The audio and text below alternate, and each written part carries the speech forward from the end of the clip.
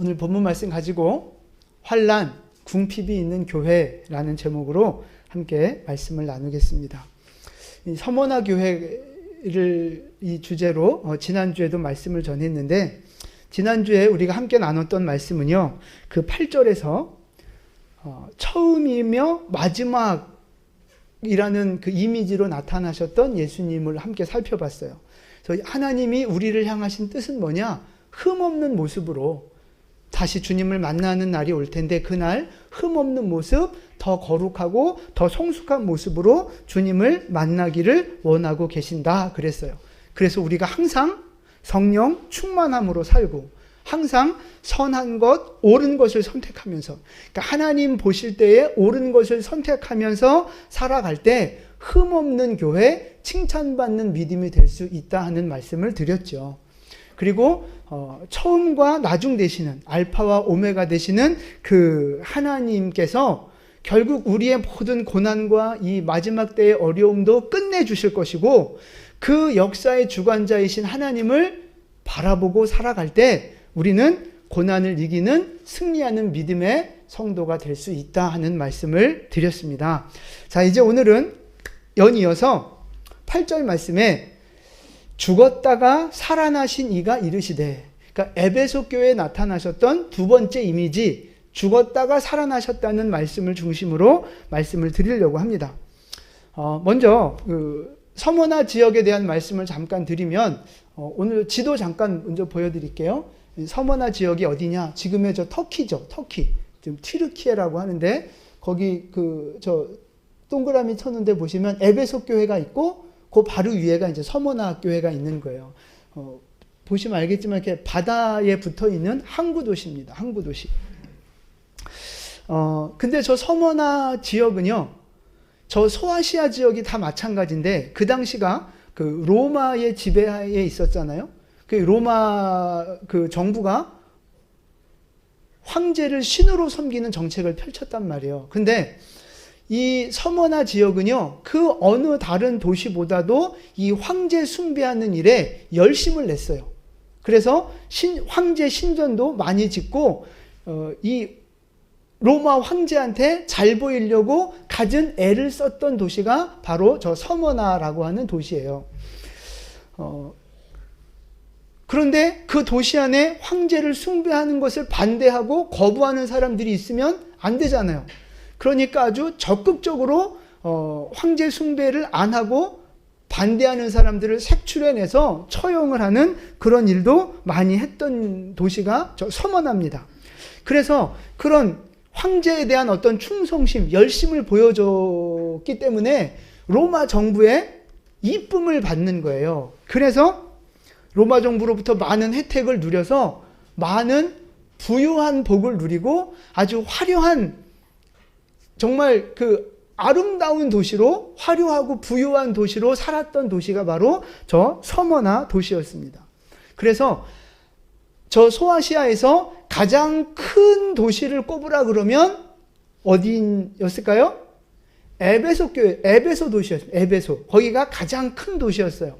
그런데 가장 화려한 도시를 꼽으라 그러면 거기가 바로 서머나였던 거예요.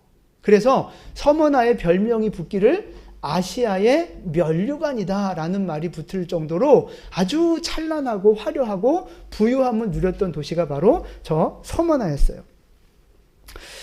근데 이렇게 화려하고 아름다운 부유한 서머나 지역의 교회가 세워졌고, 그 교회에 오늘 편지를 보내는데 편지의 내용은 우울해요. 많이 마음이 무겁습니다. 자, 8절에서도 보면 죽었다가 살아났다는 죽음이 언급되고요. 9절에도 보시면 환난과 궁핍이 있다고 말하고요. 10절에도 보시면 장차 받을 고난이 있다는 말을 하고요. 옥에 갇힐 거라는 말도 하고, 시험 받을 거라, 환난이 있을 거라는 말씀들이 쭉 나오고 있단 말이에요.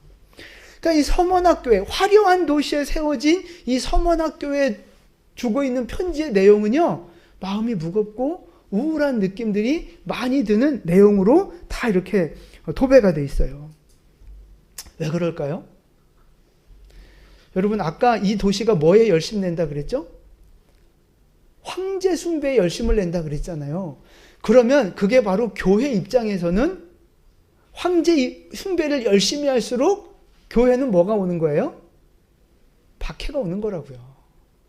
교회는 그만큼 심한 박해가 오는 거예요. 그래서 이 서머나 교회는요, 사실 화려한 도시 속에 있지만 죽음과 고통과 아주 밀접한 연관성을 갖고 있는 교회가 바로 서머나 교회였어요.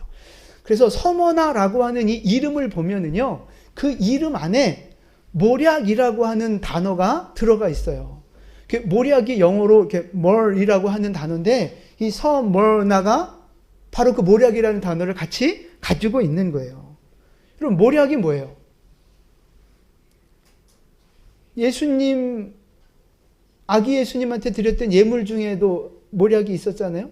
그러니까 모략은 어디에 뭐 여러 용도로 쓰여지는데 우리가 잘 알고 있는 게 바로 시체, 죽은 시체를 처리할 때 쓰는 미라를 만들 때 쓰는 그 약재료가 바로 모략이란 말이에요. 모략. 모략을 좀 사진으로 좀 보여드릴게요. 저기 이제 모략나무예요. 모략나무. 그리고 저 이제 옆에 있는 게 이제 모략인데, 그러니까 우리나라도 소나무에 상처를 내면 뭐가 나와요? 송진이 나오죠. 송진. 그거하고 똑같은 거예요. 저 모략나무에 상처를 내면 저렇게 진이 나오는데 저게 이제 굳어지면서 일반적으로 알고 있는 모략인 거죠, 저게. 근데 저 모략은요, 맛이 아주 좋으면 한번 드셔보세요. 엄청 쓰다 그래요. 맛이 엄청 쓴데 그 대신 향기가 좋다고 합니다. 향기. 그래서 아주 고급 향료로도 쓰였다고 그래요. 근데 이 자료를 좀 찾아보니까 그런 자료가 있더라고요. 저 모략나무는 짓 이겨지고 부서질수록, 그러니까 고통을 가할수록 그 모략의 향기가 더 진해진다라는 표현이 있더라고요. 그래서 제가 그걸 보면서 저 모략이 마치 우리 십자가의 복음하고 비슷하구나라고 하는 생각을 해봤어요. 십자가의 고난 얼마나 씁니까? 예수님도 할 수만 있으면 피하고 싶었던 고난이 바로 십자가 고난이었잖아요. 너무 쓴잔이란 말이에요. 그런데 그 고난이, 십자가 고난이 지나고 난 다음에 그 다음엔 뭐가 와요? 부활의 영광. 부활의 영광. 십자가 고난이 지나고 나면 부활의 영광이 오잖아요. 그러니까 모략이 가지고 있는 쓴맛과 반대되는 그 향기로움이 바로 우리 복음, 십자가 복음을 보여주는 것 같은 마음들이 들었어요. 근데 이 서머나 교회가 바로 그런 교회라는 거예요. 그런 교회. 지금 눈에 보이는 상황은요, 죽을 것 같은 고난이에요. 조금 이따 설명드리겠지만 정말 죽음을 내놓지 않으면 신앙생활을 할 수 없는 그런 환난과 궁핍이 있는 상황인데, 그럼에도 불구하고 이 서머나 교회에서는 뭐가 풍겨져 나와요? 향기가, 예수 향기가, 십자가 향기가, 예수 생명이 흘러나고 있는 그런 교회였던 거죠. 고난에 굴복하지 않고 고난을 뚫고 전진하는 교회, 핍박에 굴복하지 않고 그 핍박을 이겨내고 당당하게 예수 생명으로 살아남는 교회, 그 교회가 바로 서머나 교회였던 거예요. 모략과 같은 교회였던 거죠. 저는 우리 교회가 이런 교회 되어지기를 간절히 소망합니다. 우리 영광교회 모든 성도들, 이 말씀을 듣는 모든 성도들이 그런 서머나 교회와 같은 믿음, 모략과 같은 믿음이 되어지기를 간절히 축복합니다. 우리의 인생에 여러 가지 많은 고난들이 있습니다. 작은 고난도 있지만 정말 말할 수 없는 고난들이 우리의 삶 가운데 있는데, 모략처럼 그 고난을 뚫고 전진하는 그런 교회 되어지기를 간절히 축복합니다. 여러분, 십자가 고난 뒤에 부활이 있듯이, 모략의 쓴맛 다음에 그 뒤에 아름다운 향기가 있듯이, 우리의 고난 너머에는 하나님이 약속하신 아름다운 상급이 있고 영광이 있고 영원한 천국 상급이 있음을 믿으시기를 바랍니다. 그 믿음 가지고요, 지금 우리 안에 있는 여러 가지 고난 뚫고 전진하는 여러분 되시기를 축복합니다. 핍박에 굴복하지 마시고, 죽음의 위협에 굴복하지 마시고, 죽어도 다시 살아나는 그런 소망 있는 교회, 생명 있는 교회로 우리 모두 끝까지 승리하게 되기를 예수님의 이름으로 축원을 드립니다. 아멘. 자, 그 다음 이제 9절 말씀을 보시면 9절을 같이 한번 봉독할게요. 내가 내 환난과 궁핍을 알거니와 실상은 내가 부요한 자니라. 거기까지. 자, 지금 서머나 교회가 고난을 당하고 있어요. 환난과 궁핍이라는 고난인데, 여기서 말하는 환난은요, 신앙적인 환난을 말하는 거예요. 예수 믿지 못하게 하는 거죠. 그러니까 예수를 믿는다 그래요. 황제를 주인이라고 고백하지 않고 예수만 주인이라고 고백하는 사람은요, 잡아가는 거예요. 감옥에 가두고 고문을 하고 돌을 던지고 심지어 죽이기도 하고 그 재산을 몰수하고 그런 그 고통스러운 환경 속에 서머나 교회가 처해져 있는 거예요. 그러니까 마음 놓고 함께 모여서 예배드릴 수가 있겠어요? 마음껏 소리 높여 찬양하거나 기도할 수 있었겠어요? 그럴 수 없어요. 그러니까 지금도 그런 나라들이 있죠. 지금도 마음껏 신앙생활 하지 못하는 나라들이 있죠. 바로 북한이 그렇고요. 많은 이슬람 국가들이 그래요. 지금도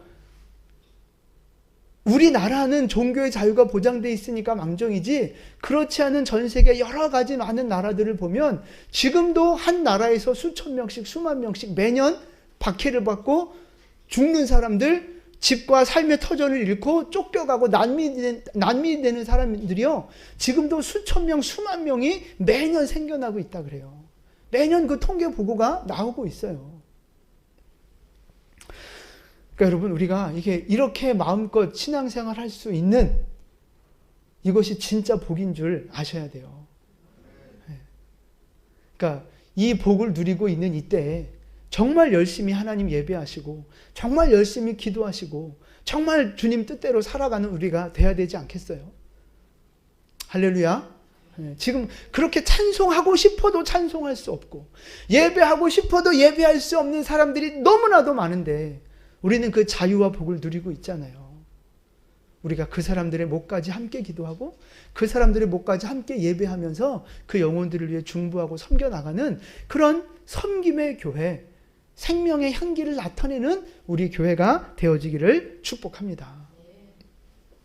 자, 그래서 신앙적인 영적인 고난이 첫 번째고요. 두 번째 고난은 뭐냐면 물질적인 고난입니다. 9절에 있는 궁핍이 바로 그거거든요. 근데 궁핍 그러면 이제 부족한 거잖아요.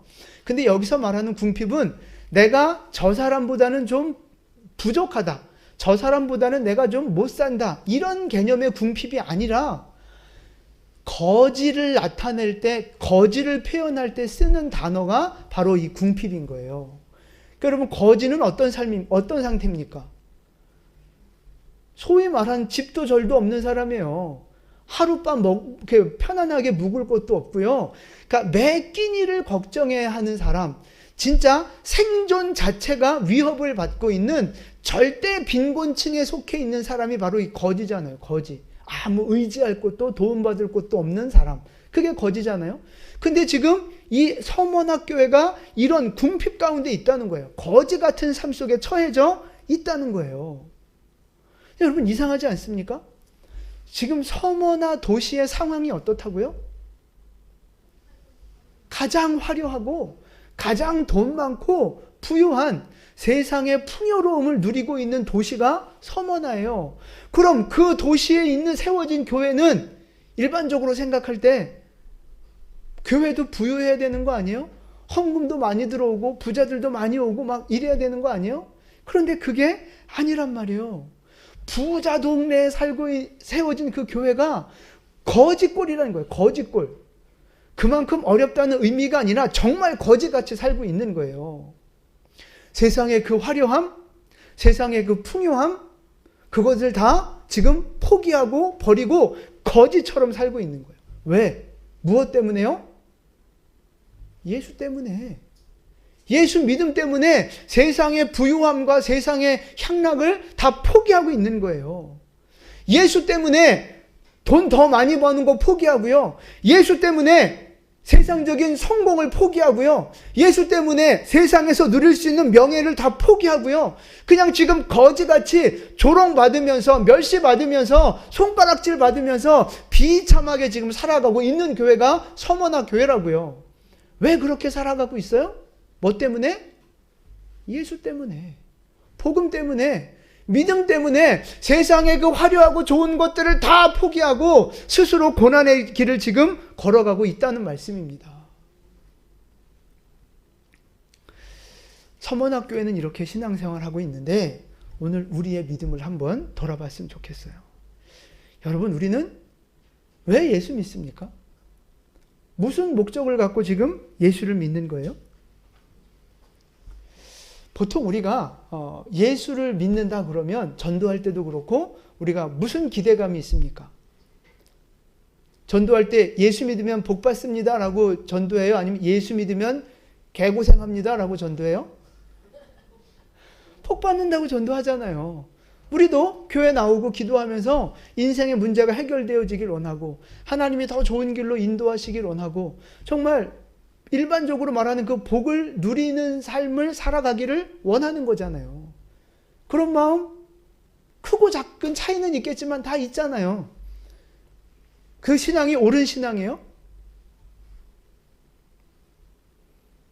옳은 신앙이에요. 여러분, 틀린 건 아니에요. 성경에서 우리에게 복을 약속하셨기 때문에 그거 자체가 나쁜 건 아니라고요. 그렇게 소망하고 기도하는 거 그건 절대 나쁜 게 아니에요. 오히려 그런 걸 구하고 추구하는 그런 면도 필요한 거예요. 근데 이제 시대적인 상황은 다르지만 만약에 예수를 믿으면 복 받는 게 아니라 고난을 받는다면 어떻게 하시겠습니까? 예수 믿는 것 때문에 핍박을 당하고 조롱을 당하고 사회적인 불이익을 당하고 재산을 몰수당하고 심지어 감옥에도 가고 심지어 죽을 수도 있다면, 그런 상황이 벌어지고 그런 시대가 온다면 여러분, 그래도 예수님을 믿을 수 있겠습니까?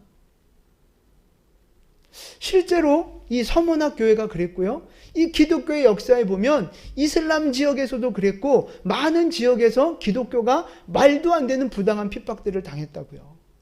지난주에도 잠깐 말씀드렸지만 말도 안 되는 엄청난 세금을 기독교인한테 특별법을 만들어서 적용을 시키는 거죠. 그래서 좋은 직장도 갖지 못하게 만들고 나는 그리스도인이라고 하는 표시를 달고 다니게끔 만들면서 온갖 조롱을 주고 불이익을 주고 그런 그 비인격적인 대우를 받으면서도 이 그리스도인들은 그들의 믿음을 지켰고 손해를 보면서도 세상에서 조롱을 받으면서도 예수 복음을 위해서 그의 삶을 희생하는 그런 삶을 살아왔단 말이에요.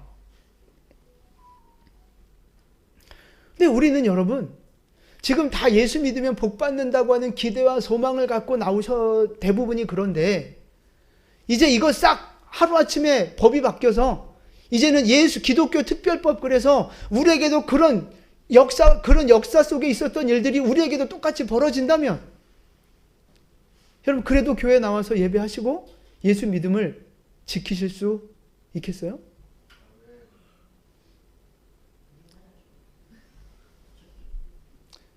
세금의 90%를 세금을 수입의 90%를 떼어가고 기독교인은 장사할 수 없게 만들고 금융결 은행 이용하지 못하게 만들고 애들 학교 보내지 못하게 만들고 장사하지 못하게 만들고 아파도 병원 갈 수 없는 상황이 된다면 여러분 그래도 믿음을 포기하지 않고 믿음을 지킬 수 있겠냐고요. 내 한번 나 어떻게든 순교하면 되지. 근데 내 가족은요? 내 자녀는요? 내 자녀들이 아파서 열이 나고 막 사경을 헤매고 있는데 병원 갈 수가 없어요. 기독교인이라 아무 치료를 받을 수 없어요. 그럼 믿음을 포기하고 병원 가서 진료를 받겠습니까? 아니면 믿음으로 그냥 자식을 그냥 죽게 내버려 두겠습니까? 이 소설이 아니고요. 진짜 역사 속에 그런 일들이 있었다고요. 그리고 앞으로도 그런 일들이 생길 수 있어요. 우리가 얼마 전에도 코로나 사태를 겪으면서 이 말도 안 되는 차별을 경험했잖아요. 그런데 보세요. 이제 동성애가 허용이 되고 차별금지법이 통과가 되면 이게 이제 우리한테 피부로 와닿는 현실이 됩니다. 현실이. 당신은 죄인입니다 라고 전도할 수 없어요. 말할 수 없어요. 그러면 그게 차별이 되고 혐오감이 되기 때문에 처벌을 받아요. 그럼 교회에서 죄를 말하지 못하고 성경에 있는 죄를 죄라고 말하지 못하면 그게 기독교예요? 그 죄를 인정하지 않으면 용서가 없는데, 회개가 없는데, 그럼 거기에 구원이 있을 수 있어요? 기독교 무너지는 거예요. 그 믿음을 지킨다고 하는 사람들은 다 감옥 가거나 엄청난 벌금을 물거나 그냥 인생 망하는 거예요. 지금도 정치권에서 계속 그 싸움이 벌어지고 있다고요. 제가 오늘 이 말씀을 드리는 이유는요, 여러분에게 이런 도전을 드리는 이유가 있어요. 마지막 예수님 오실 날이 가까워 올수록 이 땅에 핍박과 환난은 더 심해지게 된다는 말씀입니다. 성경에 예언하고 있기 때문에 피할 길이 없어요. 과학이 발전할수록 뭐 더 살기 좋은 유토피아를 사람들은 꿈꾸고 있지만 성경은 그렇게 말하지 않아요. 심판의 날, 멸망의 날, 환난의 날이 올 것을 예언하고 있습니다. 우리가 그 시대가 오기 전에 죽을 수도 있고, 뭐 혹자는 그 시대에 살아남아서 그 고난을 그렇게 몸으로 겪어야 할 수도 있지만, 중요한 건 뭐냐면 고난의 때는 오고 있는데 우리가 오늘 그 고난의 때를 이기는 믿음을 준비해야 된다는 거예요. 그 믿음이 준비되어 있지 않으면 그 고난이 올 때 우리는 다 배교하고 다 믿음 버리고 그냥 영원히 망하는 길을 갈 수밖에 없다는 거죠. 그래서 제가 이런 도전을 드리는 거예요. 근데 그 마지막 때를 견뎌낼 수 있는 믿음을 준비하는 시간이 언제예요? 지금이에요, 지금. 따로 뭐 특별하게 뭐 과외받는 시간이 있는 게 아니고요.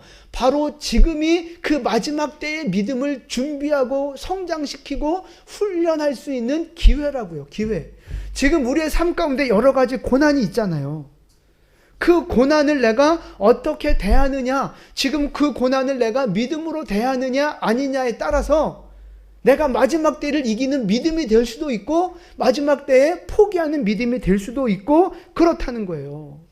그래서 진짜 고난과 환난이 닥쳐오기 전에 지금 우리의 삶 가운데 있는 크고 작은 고난들을 통해서 우리의 믿음을 자꾸 시험하고 성장시키고 훈련하는, 내 믿음을 점검하고 자꾸 깨어있는 그런 믿음의 어떤 훈련하는 시간이 바로 오늘 이 시간, 오늘 당하고 있는 이 고난이라고 하는 사실입니다. 서머나 교회가 그렇게 했던 것처럼 우리도 끝까지 믿음을 지키고 승리하는 교회가 되어져야 할 줄로 믿습니다. 어떻게 해야 되느냐? 지난주에 말씀드린 것처럼 먼저는요, 범사에 헤아려 좋은 것을 선택하는 이 훈련이 돼야 되는 거예요.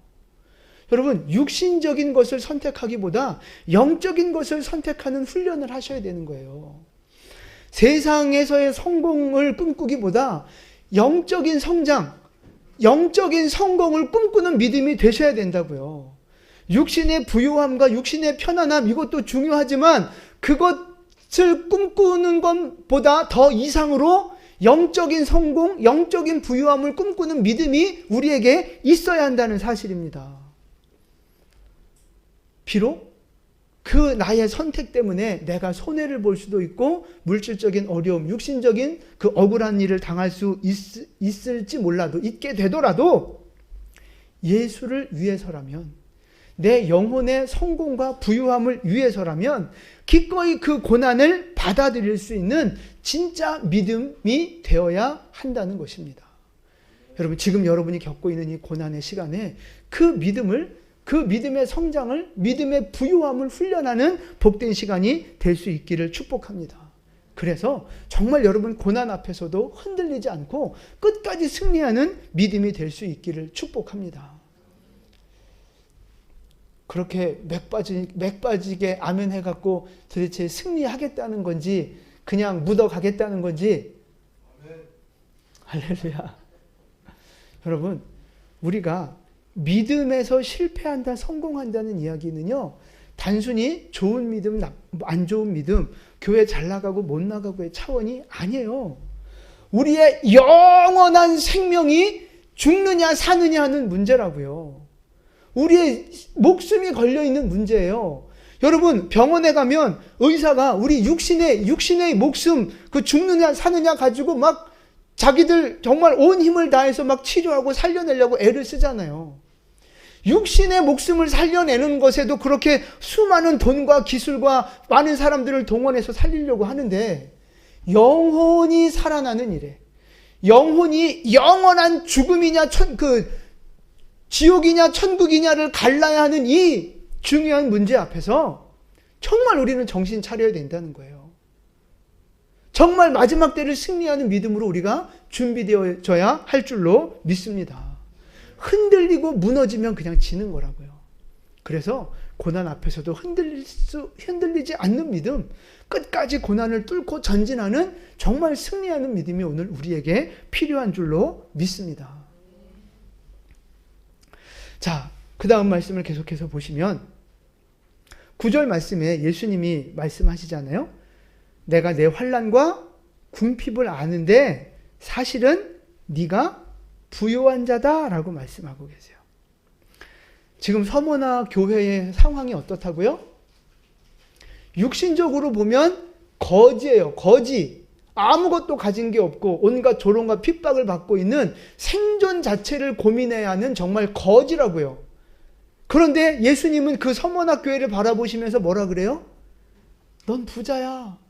넌 부요한 자야. 그렇게 말씀하고 계시는 거예요.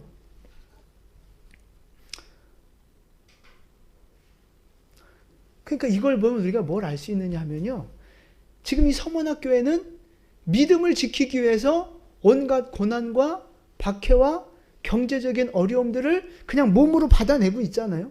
그걸 견뎌내고 있잖아요. 그래서 너무 고통스럽고 너무 살기 힘들고 너무 억울한 일도 많고 그런 그 시간들을 지금 이렇게 막 보내고 있는데, 그런 육신적인 고난의 시간을 보내고 있으면서 지금 이 서머나 교회의 영성은 어떻게 돼가고 있는 거예요? 부요해져 가고 있는 거예요. 더 강해져 가고 있고 더 정결해져 가고 있고 더 흔들리지 않는 견고한 믿음이 되어져 가면서 영적으로는 더 풍성한 모습으로 지금 성장해 가고 있는 거라고요. 아까 말씀드린 모략처럼 맛은 쓰지만 향기는 아름다운 것처럼 보여지는 현실은 너무 고통스럽고 핍박이 있고 어렵지만 영적으로는 너무 부유해지는 거예요. 영적으로는 깨끗해지고 더 건강해지고 하나님 앞에 칭찬받고 인정받는 모습으로 영적으로 성장해가고 있는 거라고요. 이 계시록에 나오는 7교회 중에 맨 마지막에 나오는 교회가 라오디게아 교회거든요. 근데 이 라오디게아 교회는요, 정반대예요. 라오디게아 교회는 엄청 부유해요. 자기가 재정도 넉넉하고 화려하고 막 엄청 부자예요. 그런데 하나님은 그 교회를 향해서 뭐라고 하는 줄 아세요? 자, 3장 17절로 가보세요. 계시록 3장 17절, 라오디게아 교회를 향한 말씀인데 같이 한번 봉독합니다. 내가 말하기를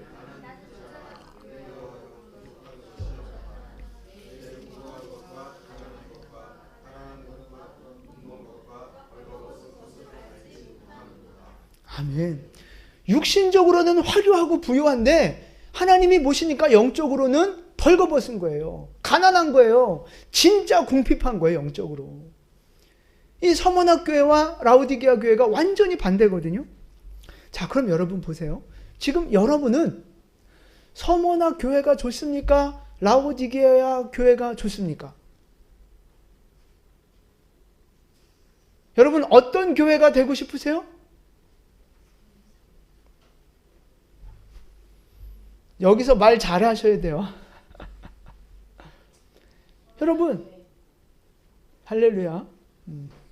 그러면 저 집문서를 갖다 내놓으시면서 서머나교회라고. 여러분 보세요. 사실은 서머나교회의 영적인 부요함과 라오디게아 교회의 육신적인 부요함이 합쳐지면 가장 좋겠죠. 사실 그게 저는 가장 건강하고 가장 복된 믿음이라고 생각이 들어요. 그런데 우리가 그렇게 양쪽의 복을 다 받기가 쉽지 않고 우리는 한쪽으로 치우치기가 너무 쉽다는 데 문제가 있는 거예요. 근데 보세요. 우리의 관심은 어디에 더 많아요, 사실? 육신적인 부유에 더 많습니까? 영적인 부유에 더 많습니까?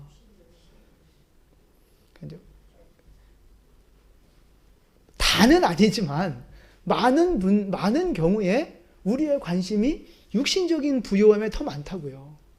더 좋은 직장, 더 좋은 삶의 환경, 더 많은 돈, 더 편안한 삶. 많은 사람들이 이거를 추구하며 그걸 구하고 있고 그걸 사모해요. 제가 늘 말씀드리지만 그거 자체가 나쁜 건 아니에요. 물질적인 부유함을 구하는 것 자체가 나쁜 게 아니라고요. 나쁜 건 뭐예요? 그것이 우상이 돼서 하나님보다 그 물질을 더 추구하는 것, 그것이 문제라고 하는 거예요. 그게 탐심이거든요. 탐심은 우상 숭배가 돼서 죄가 되는 거예요. 그러나 더 좋은 환경과 더 좋은 어떤 그 부유함을 사모하는 것은 성경적인 거라고요. 근데 이제 우리는 그 균형을 잘 못 잡는다는 데 문제가 있어요. 근데 여러분, 우리의 이 고난을 한번 생각해 보세요. 지금 우리의 고난이, 여러분들에게 고난들이 있지만 서문학 교회가 겪고 있는 고난하고 우리가 겪고 있는 고난하고 비교할 수 없어요. 비교할 수 없다고요. 우리의 고난은 정말 작은 고난이고 아무것도 아닌 고난이에요. 그런데도 이 작은 고난 앞에서 우리가 원망하고 불평하고 믿음이 흔들려 버린다면 정말 마지막 때의 그 고난 앞에서 내 믿음을 지킬 수 있겠느냐 하는 거죠.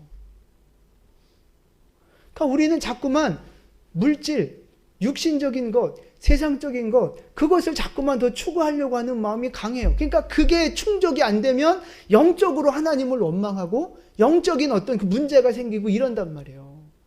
그게 우리의 지금 연약한 수준인 거예요. 그러니까 진짜 우리한테 필요한 건요, 더 많은 돈, 더 좋은 환경, 이 세상적인 어떤 부유함이 아니고요. 그러니까 우리가 원하는 건 이거지만 우리한테 필요한 건 뭐냐? 영적인 부유함이라는 거예요. 우리가 구하고 원하는 것과 정말 나에게 필요한 것은 다를 때가 있잖아요. 바로 그거예요. 육신적인 필요와 원함과 영적인 필요, 이게 다르다는 거죠. 그러니까 우리는 자꾸 육신적인 걸 구하지만 하나님이 우리에게 네가 진짜 필요한 건 영적인 부유함이야, 이걸 말씀하시는 거예요. 돈의 부유가 아니라 영적인 부유함. 마태복음 5장 10절부터 12절까지 말씀을 우리 함께 봉독하겠습니다. 마태복음 5장 10절부터 의를 위하여 박해를 받는 자는 복이 있나니 천국이 그들의 것임이라. 나로 말미암아 너희를 욕하고 박해하고 거짓으로 너희를 거슬러 모든 악한 말을 할 때에는 너희에게 복이 있나니 기뻐하고 즐거워하라. 하늘에서 너희의 상이 큼이라. 너희 전에 있던 선지자들도 이같이 박해하였느니라. 아멘. 의를 위하여 박해를 받는 사람들 어떻게 반응하래요? 12절에 보니까 기뻐하고 즐거워하라는 거예요. 여러분, 아까 말씀드렸던 그런 고난들, 억울한 일들, 육체의 어떤 고통이 다가오는데 기뻐하고 즐거워할 수 있어요? 기뻐하고 즐거워하는 게 가능합니까? 일반적으로는 가능하지 않죠. 불가능한 거예요. 손해보고 억울하고 고통이 당하는데 어떻게 기뻐하고 즐거워해요? 그런데 이것이 가능할 때가 있고 가능한 사람이 있고 가능한 방법이 있다는 거예요. 언제 이게 가능해져요? 성령 충만할 때. 다시 말해서 영적으로 부유함을 누릴 때 박해받아도 기뻐하고 고난이 와도 즐거워할 수 있는 그런 사람이 된다는 거예요. 그러니까 박해받을 때 기뻐하고 즐거워하라는 이 이론적이고 지식적인 머리로 믿는 이해하는 신앙이 아니라 정말 우리의 가슴 속에 성령이 충만해서 그냥 저절로 기쁨이 나오고 감사가 나오는, 소망이 넘쳐나는 그런 믿음이 될 수 있다는 거예요. 오늘 예수님이 원하시는 말씀이 바로 그거예요. 환난받고 어려움, 박해받고 고난이 올 때 미친놈처럼 그냥 무조건 감사하고 무조건 기뻐하고 이 악물고라도 감사해라, 이런 게 아니고요.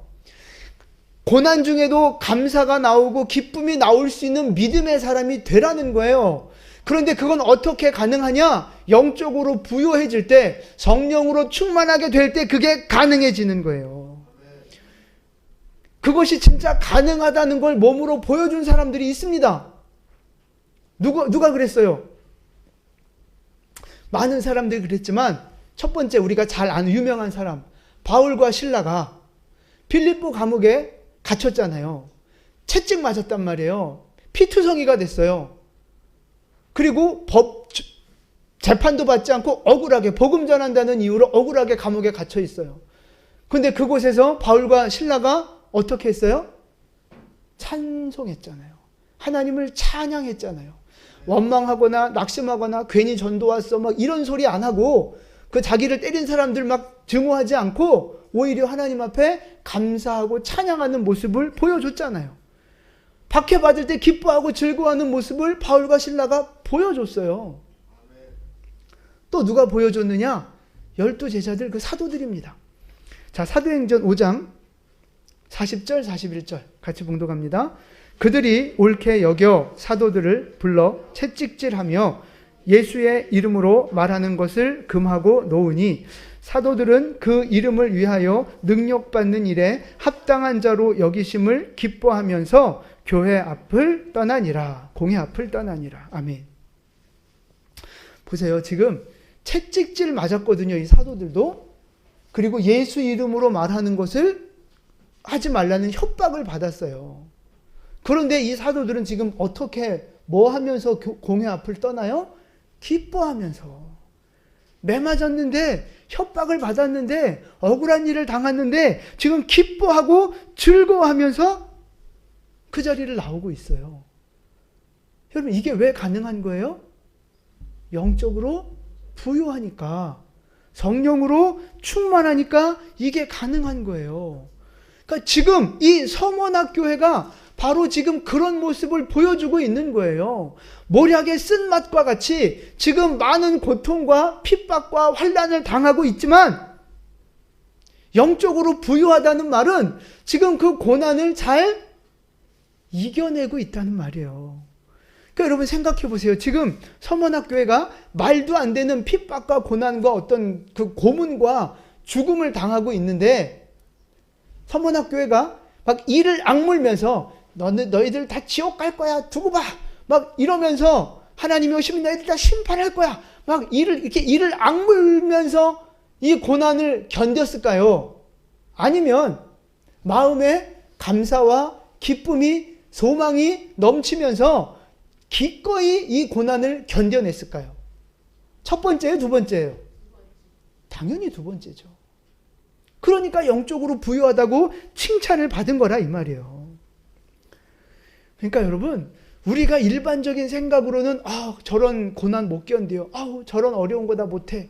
그런데 영적으로 부유해지고 성령이 충만하면 그런 상황이 와도 기뻐하고 감사할 수 있는, 승리하는 믿음이 되는 줄 믿으시기를 바랍니다. 성경이 증거해주고 있잖아요. 오늘 서문학교회가 그것이 가능하다고 보여주고 있잖아요. 그럼 이제 오늘 우리의 모습을 돌아보셨으면 좋겠어요. 우리의 영적인 실상은 어떠냐 하는 거죠. 우리의 영적인 실상, 가난합니까? 부유합니까? 우리의 육신은 뭐 부자는 아니지만 그래도 우리가 끼니를 걱정할 만큼 극빈자는 아니잖아요. 근데 우리는 자꾸만 그 육신적인 실상이 더 부유해지기를 바라고, 영적인 부유함에는 관심이 없고 육신적인 부유함에만 자꾸 관심을 가지려고 한단 말이죠. 여러분, 지금 여러분의 영적인 실상은 어떠냐고요? 부유하십니까?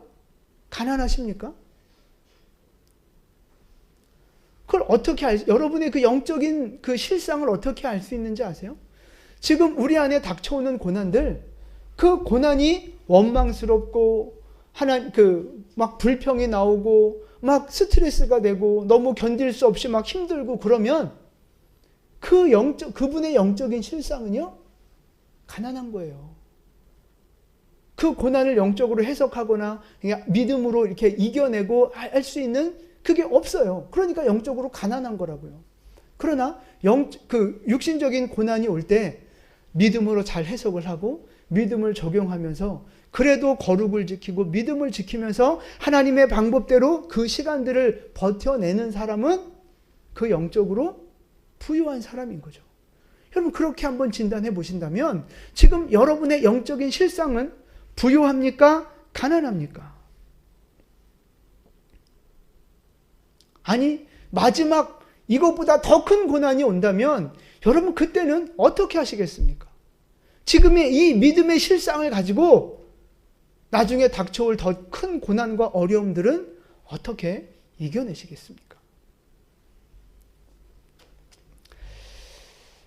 고난이 있을 때 기뻐하고 즐거워하라는 말씀을 이루어냈던 것처럼 이 사도들이 바울과 실라가 서머나교회가 그렇게 그 말씀을 이루어낸 것처럼 오늘 우리도 고난 앞에서 이 말씀을 이루어내는 믿음의 성도들 될 수 있기를 축복합니다.